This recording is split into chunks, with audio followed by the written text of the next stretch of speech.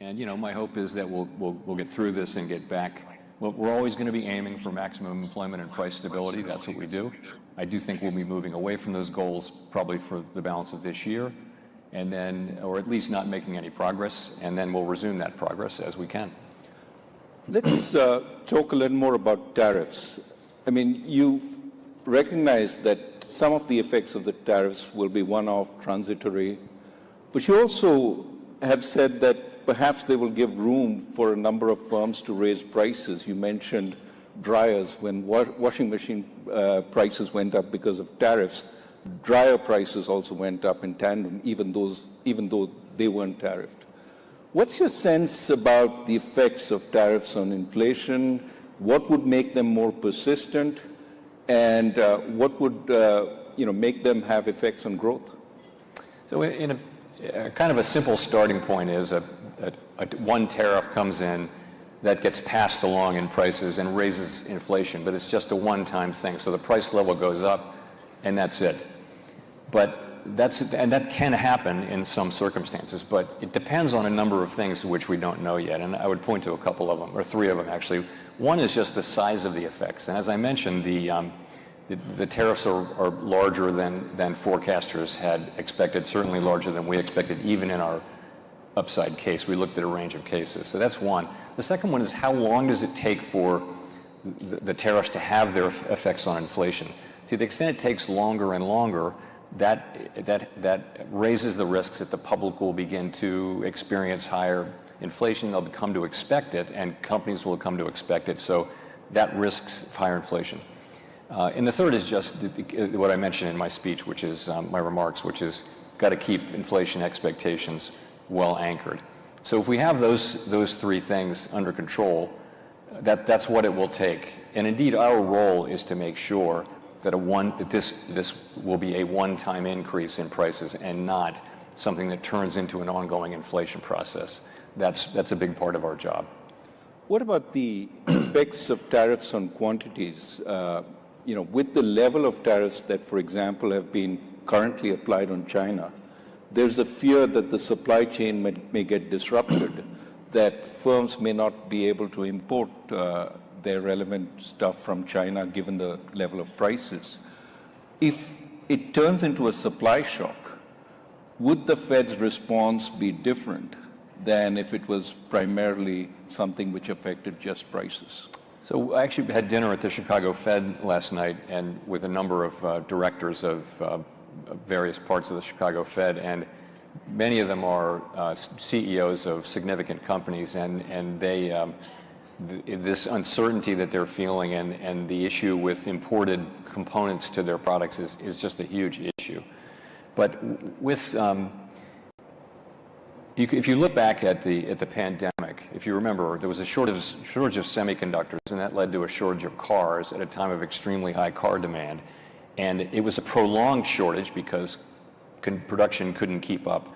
And that led to an extended period, one of the things that led to an extended period of inflation. So when you think about supply disruptions, that is the kind of thing that can take time to resolve, and it can lead what would have been a one-time inflation shock to be extended, perhaps more persistent, and we would worry about that. In this case, you can look at the car companies, which their supply chains are likely seem to be on track to be disrupted significantly, and you would worry that process will take some years and that the inflationary process might be extended. So these are all of this is highly uncertain. We're thinking now really before the tariffs have their effects as how they might affect the economy, and that's why we're waiting really to see what the policies ultimately are, and then we can make a better assessment of what the economic effects will be. Let's move to immigration. You talked about the labor markets being in reasonable equilibrium right now.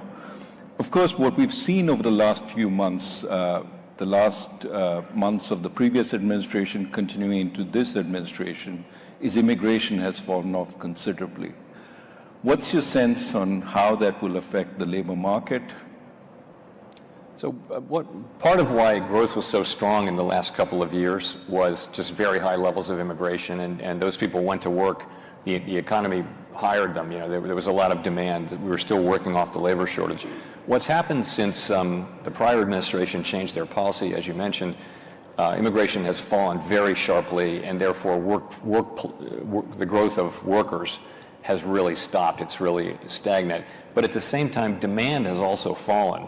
And so demand for workers, so payroll job creation has also fallen, and they've kind of fallen in tandem, which is why the unemployment rate has been pretty stable for about a year.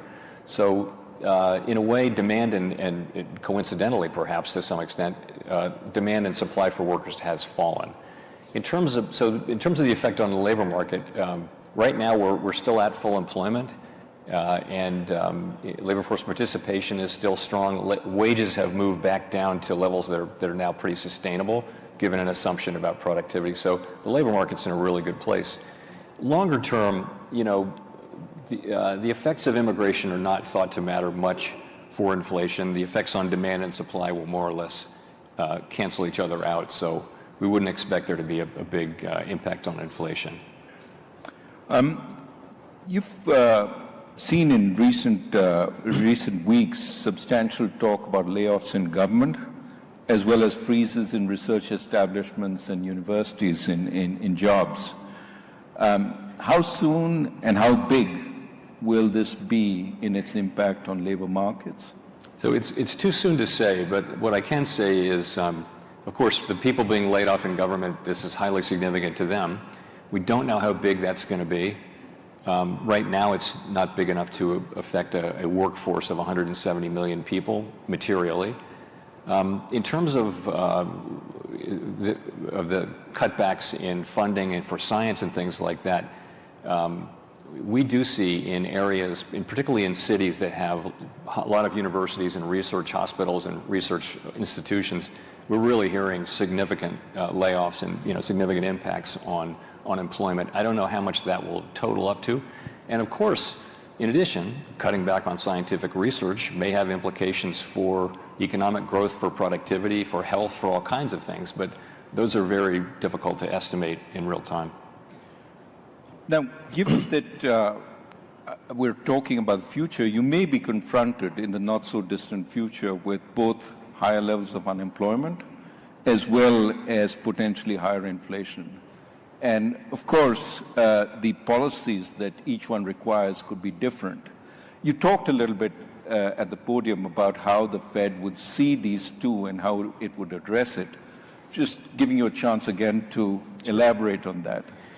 Right. So most of the time, when the economy is weak, inflation is low, and unemployment is high, and both of those call for lower interest rates to support activity, and vice versa. So most of the time, the two goals are not in tension, and they're not really in tension now. The labor market is still strong, but the shock that we're experiencing, the impulses we're feeling, are for higher unemployment and higher inflation. And our tool only does one of those two things at the same time. So it's a difficult place for central banks, to be in terms of what to do. And so the best we can do is we actually have a little provision in our consensus statement, which is the thing that we vote on to embody how we approach these questions. What we say is we will look at how far the economy is from each of those two goals, and then we'll ask, might there be different paces at which they would approach those goals? We'll look at those things and think about them, and we'll make what will no doubt be a very difficult judgment. Again, we're not experiencing that now, but we could well be in that situation, as I mentioned in my remarks. Just want to pick up on a word that is often used today, uncertainty.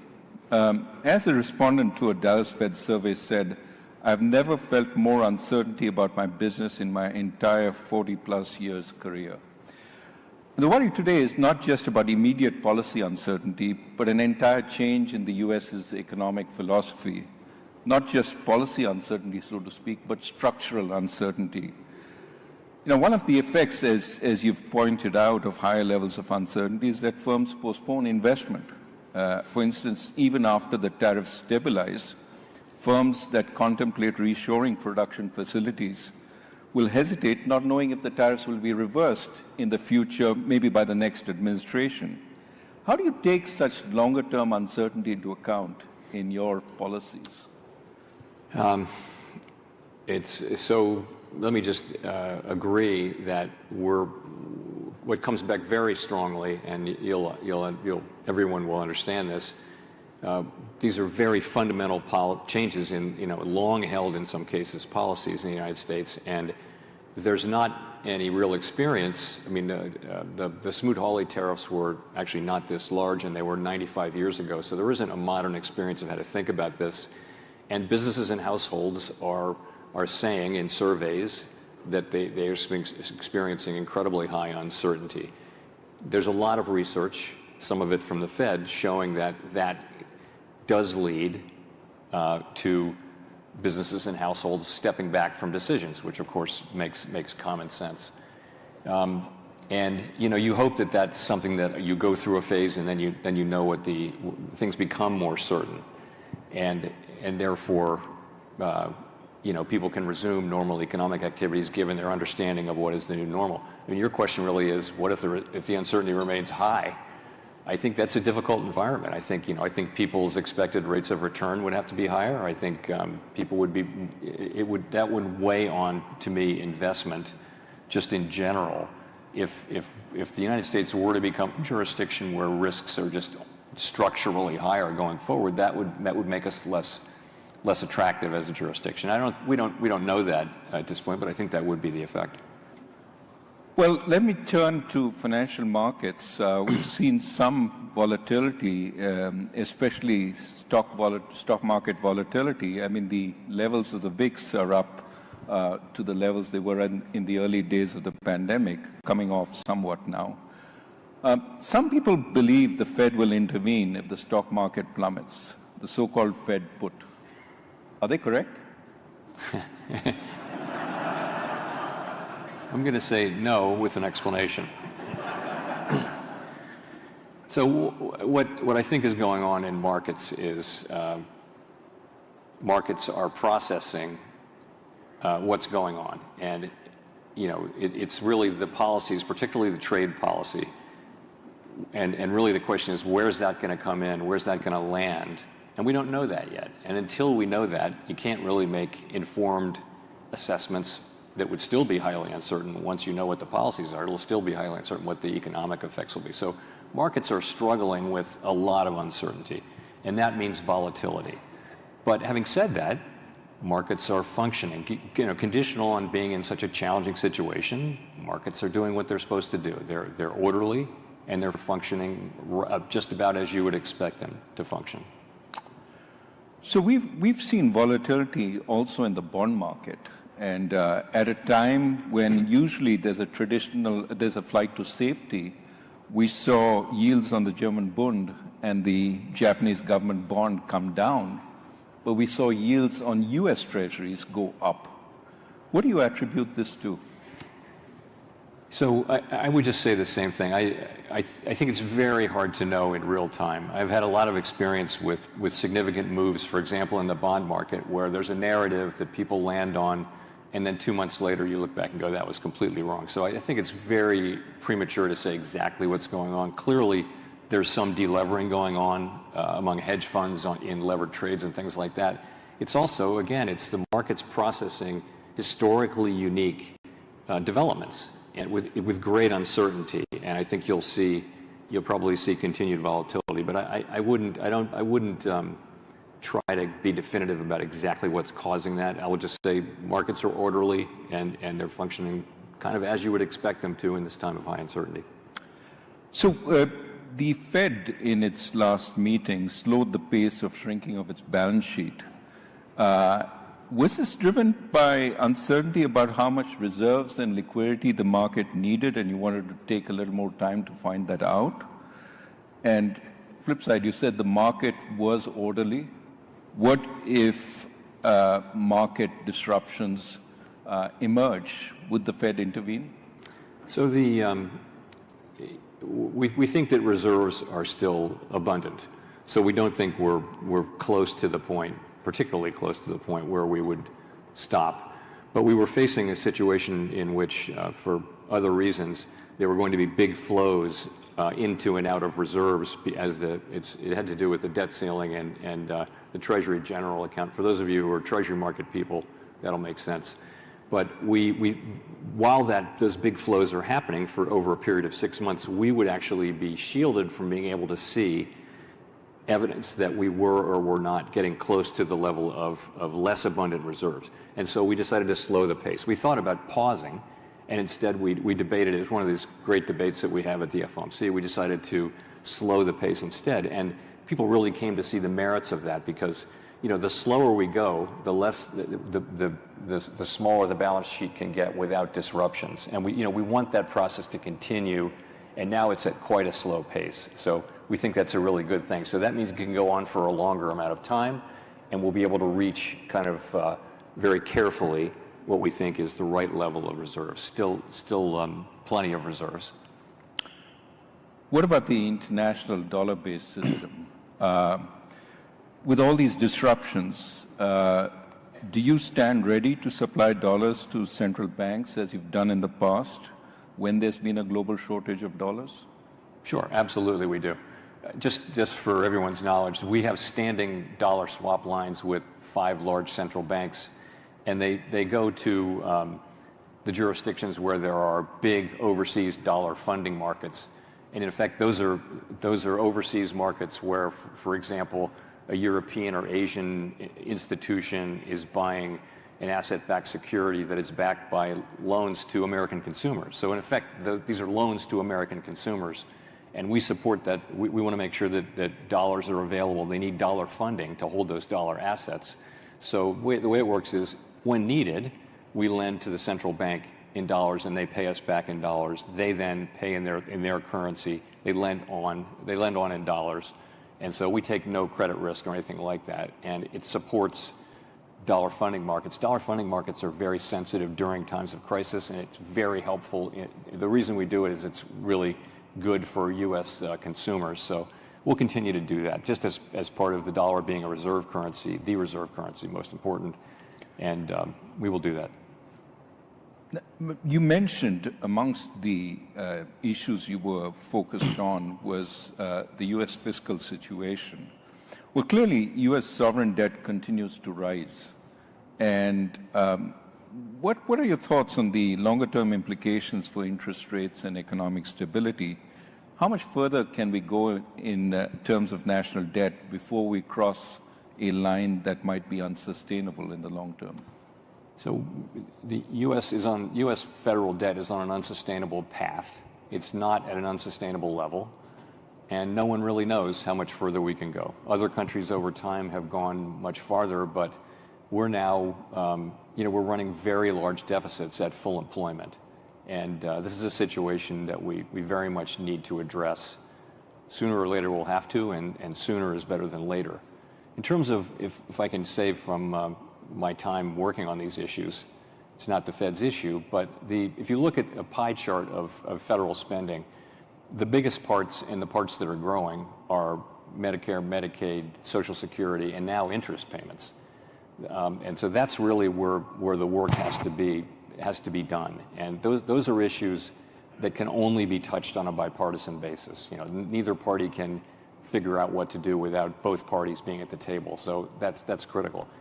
All of this domestic discretionary spending, which is essentially where 100% of the conversation is small as a percentage of federal spending, and is declining it's already declining as a percentage of federal spending. So when people are focusing on cutting domestic spending, they're not actually working on the problem.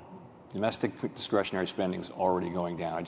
I like to make that point because so much of the dialogue that the politicians offer is about domestic discretionary spending, which is not the issue. Well, let's turn to stability and regulation. Turning to the U.S. financial sector, we still have some concerns about distressed commercial real estate loans on bank balance sheets, whether they've been fully dealt with so far. There's some sense that they haven't. Add to that the very rapid growth in various forms of private credit over the last few years, which arguably haven't been tested by a full-blown recession. How would you put the resilience of our financial institutions at this point and their ability to weather potentially uncertain times? So I think our banking system is well capitalized with liquidity and is quite resilient right now to the kinds of shocks that it may face. I do believe that. In terms of the commercial real estate, there are, and this has been the case, really we've been working on this for 4 or 5 years now. There are some banks, it's mostly medium and small sized banks who have elevated concentrations of commercial real estate, some of it troubled, and we've been working to make sure that those banks have a plan, have capital, and can absorb the losses that they're doing. So, and that's been going on for some time. The very largest banks don't tend to have high concentrations, so this is a problem that we have known would take years to work through, but we're really well into the process of working through it. In terms of the non-bank financial sector, it's grown enormously. The provision of credit by non-banks has grown just really fast. Most of it has been funded, though, with a private equity-like structure where it's limited partners who are signed up for 10 years to a general partner to invest that money. They're not depositors who can run. You know, your money's committed. And so that funding model is kind of run-proof. That isn't some law of nature, though. So when you do start to see shorter-term funding creeping in, to your point, though, Raghu, this very fast-growing and now quite large private credit part of the economy has not really been through a significant credit event or significant. It's really grown since the pandemic, and so just for that reason and for how fast it's growing, we have a close eye on it. It doesn't have the same kind of prudential regulation, though, that the banking system has. So we're watching it carefully. And, you know, as I mentioned, it's a more stable funding source to the extent its institutional investors signed up for a long period. But we're watching carefully. Right. Wearing my banking research hat, actually banks are also involved in funding these institutions in a big way. Yeah. We do know the administration wants to relax regulations in many areas, one of which may well be banking. What can you tell us about the Basel III endgame, so to speak, which is, you know, at this point primarily focused on additional capital for the large banks?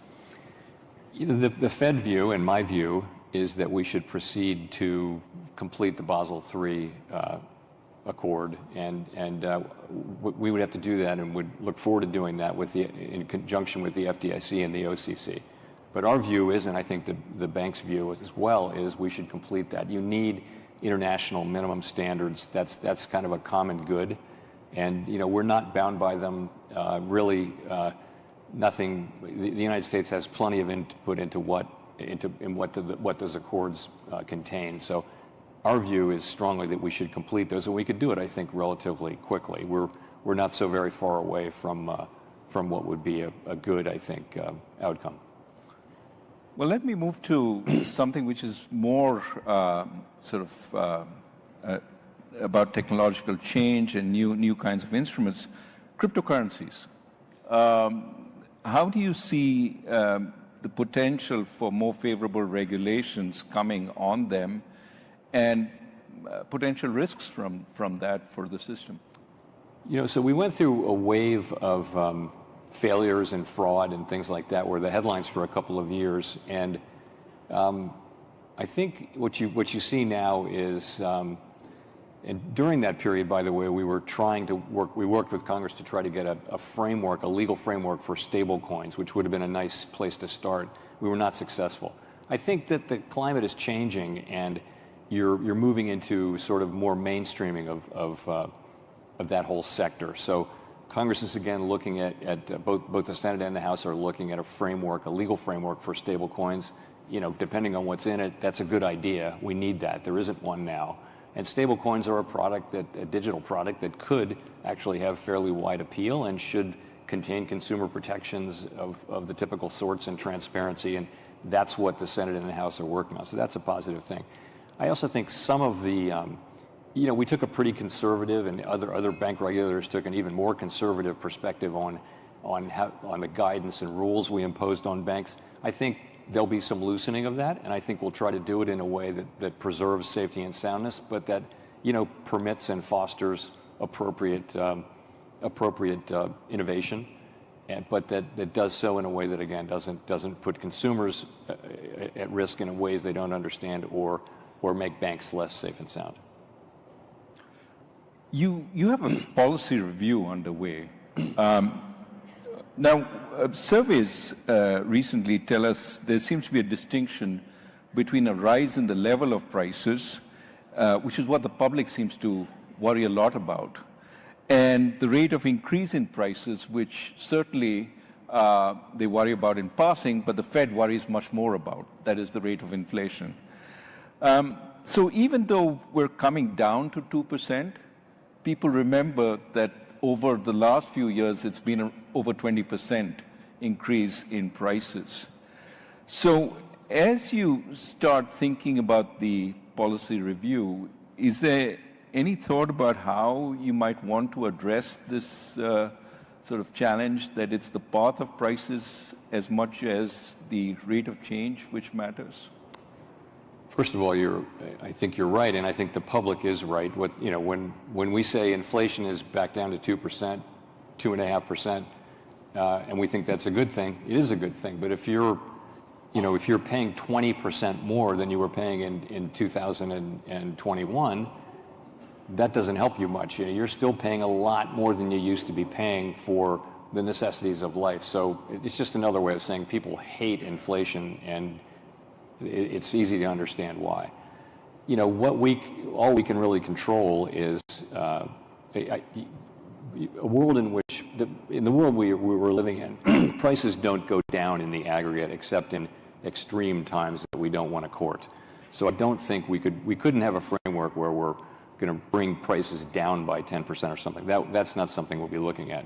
We're essentially looking at the best way to foster 2% inflation over time. And the things we did back in the changes we made in 2020 were really innovations around what to do when you're stuck near zero. Now we're well above zero, and it may be that we still need to have in our framework a way to deal with that, but perhaps the main case is not one where you're dealing with the effective lower bound, and that would be a framework that looks a lot more like the one that we had before 2020. Now, one of the tools you brought in to deal with the zero lower bound was quantitative easing. But you've also used quantitative easing to fix disruptions in the financial markets. Are you going to be more specific about what your objective is with quantitative easing as you go through this review? So in the beginning, it's typically we're using it for financial market function. That was the case with the global financial crisis and with the pandemic. And we did try to explain ourselves through the pandemic, and our explanations did change. But I think it's fair to say we might have done a better job of being clear about why we were doing, and that's something that we're aware of and looking at. No discussion is complete without talking about AI. Yeah. With AI coming fast and furious, it could affect productivity, it could affect employment. There are some people who say we will see for the first time technological unemployment in a serious way with AI. What are your thoughts about it, and how will it impact the Fed going forward? So like everyone who's been exposed to what it's capable of, it's beyond, I started thinking about it as a version of Google, but it's not. It's like a better version of a person, it can do amazing things. And so the question is, all through the 250 years of technological innovation, technology evolves and people worry that it's going to replace human labor and people will be unemployed. And that hasn't been the case. It may be the case in the short run, but in the long run, what it's done is raise human productivity and therefore living standards. So is this going to be the case where it eliminates more jobs than it creates? And we just don't know. You come back in 20 years, will it be the case that just people are much more productive in their work because of AI? Or will it be the case that AI has just replaced a lot of people? And I think it's very hard to say, but it truly is remarkable in what it's capable of. And it's, you know, we had a demonstration by a Wharton professor recently, and you speak to it like it's a person, and it kind of responds like a person, and the things that it can do are really amazing. By the way, this is early days. You know, they're talking about even the next couple of years will bring more dramatic breakthroughs. So I think it's one of the 2 or 3 things most likely to bring dramatic change to the economy all around the world in the next 20 years. And I'd say very hard to say how it shakes out. Let me turn to your job. An important man once said of your job, it's the greatest job in government. You show up to office once a month and you say, let's see, flip a coin. And then everybody talks about you like you're a god. What is it that you normally do every day in the office? Is it fulfilling and, dare I say, enjoyable? And do you really feel like a god? So I would agree. I think it's the best job in government. I would agree. I really do enjoy it. Yes, I love the job. It's a great honor to serve. It's quite humbling because, you know, everybody makes mistakes. It's just the economy is just not very predictable.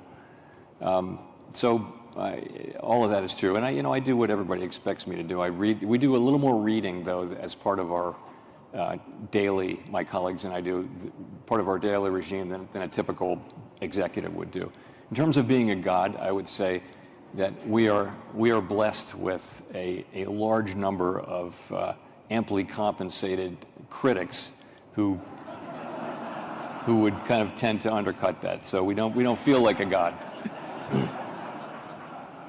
So let me go to the more mundane. In that office, what are the key indicators you look for? What are the sources of data that you go to as you try and make up your mind? So, you know, I'd say start with labor. You know, there's more labor market data and better reliable labor market than probably anywhere else. And it's just a lot of data. And, you know, it's new jobs, it's payroll, it's wages, it's participation. You can break all of those down in different categories. It's a million different things. So there's a lot of labor market data. It's a great field if you're going into economics because there's just so much to do. So and then we look at the inflation data. Also, I keep track of global developments pretty carefully, and I talk to my global counterparts pretty regularly just to stay aware of what's going on. Financial markets are really important, and you know and lately something that we're paying close attention to, as you would expect, what's going on around the world in currency markets, in fixed income markets, in equity markets, all of that. For me, though, my background was more in the private sector and you know as an investor, and for a significant part of my career, and I have to talk to outsiders about what they're seeing and what they're dealing with for it to really kind of fit together for me. I can look at only so much data, and but to really get the story and the narrative, it's more talking to outsiders, and anecdotal data does help things kind of fit together for me, I would say. Yeah, you told us about speaking with business people last night and getting a sense of what was going on in the Midwest. Let me turn to Fed independence. You've reiterated that you intend to stay in office until the end of your term, and that certainly reassured many in financial markets. What are the levers the government or the legislature have to pressure the Fed? And should one worry about threats to the Fed's independence once you're gone? So our independence is a matter of law. Congress has, in our statute, we're not removable except for cause. We serve very long terms, seemingly endless terms. So we're protected in the law. So, Congress could change that law, but I don't think there's any danger of that. Fed independence has pretty broad support across both political parties and in both sides of the Hill. So I think that's not a problem. There's a Supreme Court case people will have read, probably in today's journal, at which the Supreme Court may decide whether independent agencies generally, whether they're authorizing laws, can contain a provision that prevents the president from firing members of a commission other than for cause. And that's a case that people are talking about a lot. I don't think that decision will apply to the Fed, but I don't know. It's a situation that we're monitoring carefully. Generally speaking, Fed independence is very widely understood and supported in Washington, in Congress, where it really matters. And the point is, we can make our decisions, and we will only make our decisions based on our best thinking, based on our best analysis of the data about what is the way to achieve our dual mandate goals as we can to best serve the American people. That's the only thing we're ever going to do. We're never going to be influenced by any political pressure. People can say whatever they want. That's fine. That's not a problem. But we will do what we do strictly without consideration of political or any other extraneous factors.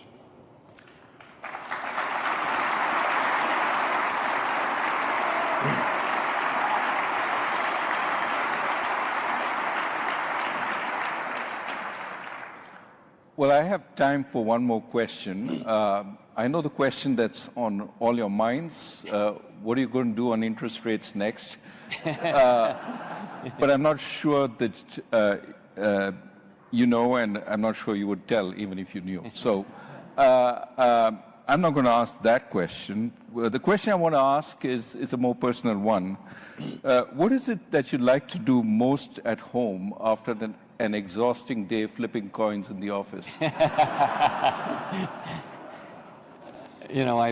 I play one of my guitars. I do Zoom calls with my kids and my grandkids, and I go to the gym a lot too, just to stay in shape.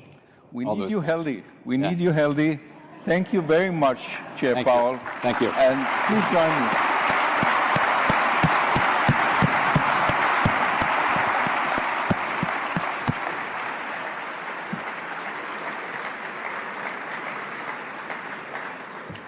On behalf of the Economic Club of Chicago, thank you, Chair Powell and Dr. Rajan, for such a wonderful conversation. You are a national treasure, and I hope all of us can see how important Chair Powell's role is in our business and personal lives. And thank you for sharing your important insights with us. I do want to thank David Snyder and Katie Esposito and the entire ECC team for pulling this together.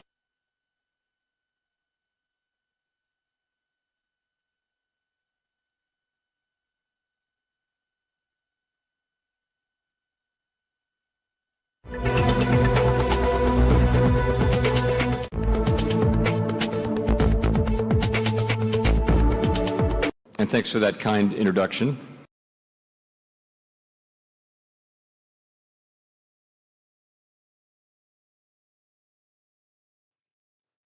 Yo, that was must-see TV, man. That I gotta give it to J. Powell. He talked some today. I mean, I'm still eating chips and dip because I was entertained. I'll say that because that dude said, "I don't care about what nobody say. We got a job to do. We're gonna do our job, and it's the law. So it don't matter about your political affiliation or how you feel. I'm gonna do what I gotta do. I do what I want to do, man." Now, as far as the markets goes, we are down 2% on my position on the SPY. Hmm, sorry, these chips are good. Let's see what the SPY is. The SPY is down 2%. So we down, and with 2% ain't a little bit, but 2% ain't that bad. We can pull back and bounce from there. Now I'm gonna go back here and do some charting. Look at this. Let's slow this down. Let's get off these ticks and go to something else. I like the Hanikaishi. I don't pronounce that properly. I don't like to say I can't do stuff, but there it is. Um, let's go to the let's keep it real light. Go to the 4 hour. Excuse me, go to the 4 hour. So we'll see here. All right. So this right here, this stuff here, we all know what this is. This is the tariff talk. Boom, boom, boom, boom. That's all of that, right? All right. So this right here is also tariff talk. Made a double bot. Look at that. Bam, bam, double top. Anyway, so now what I focus on is this right here, this move right here, because this is the move that we living in right now, this area right here. If we go, I got a Fibonacci on here, but literally, as long as we are staying and we drop down to the 50% on that, let's see something.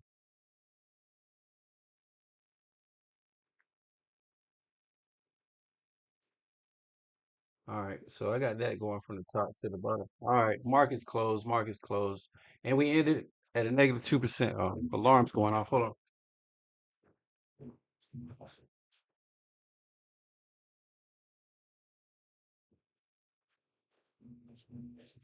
All right, so actually, I'm just gonna end this video, and I'll make another one, and I'm gonna talk about my positions. That's what I'll do. All right, stocks 5150. Market close, and we are at 2%, negative 2%. This is after J.Powell talk. J.Powell said, "I ain't scared. He ain't thinking about what he ain't getting into politics, but we all know what it is." And he basically said, "If y'all want me, you got to go through the big dogs. You know, if they're in Congress, you know what I'm saying? The lawmakers got to go through them." So all that rhetoric out here, yipping yapping on social media, yeah, whatever, man. Point is, chips and dips is good. Stocks 5150. Stocks are crazy. Invest wisely. Live your life the same. Even though on this platform, I'm just like YOLO and I don't even care. But it's only a G.